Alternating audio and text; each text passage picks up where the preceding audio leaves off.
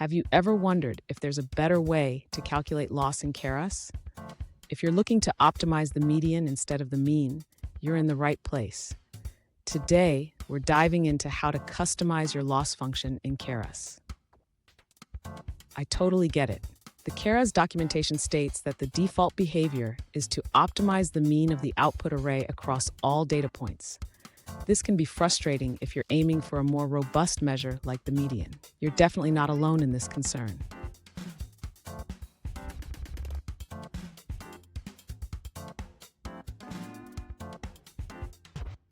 Here's the specific question we're addressing today.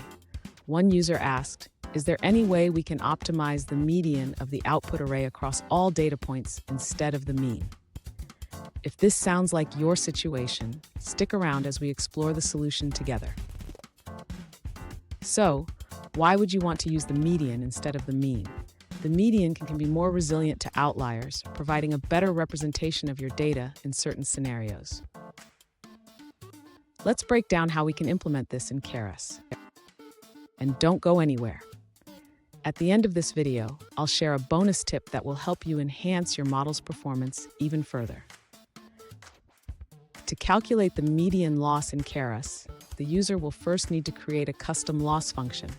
This function will compute the median instead of the mean. Let's start by defining the function. Next, the user should ensure that this custom loss function is properly integrated into their Keras model. This involves specifying the loss function when compiling the model. After compiling the model, the user can proceed to train it using their dataset. This is done by calling the fit method on the model with the training data. Finally, the user should evaluate the model's performance. This can be done using the evaluate method, which will provide insights into how well the model is performing with the median loss. Fun fact, the median is often used in statistics because it can provide a better measure of central tendency when dealing with skewed distributions. Who knew math could be so interesting? Now let's look at the answers provided by other users. One alternative approach to calculating the median loss in Keras involves using TensorFlow directly. The user suggests defining a function to pick the median from a tensor by calculating the upper and lower percentiles.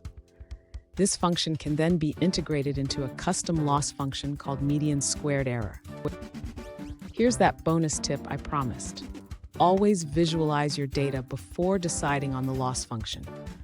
Understanding your data's distribution can guide you in choosing the right metrics for your model.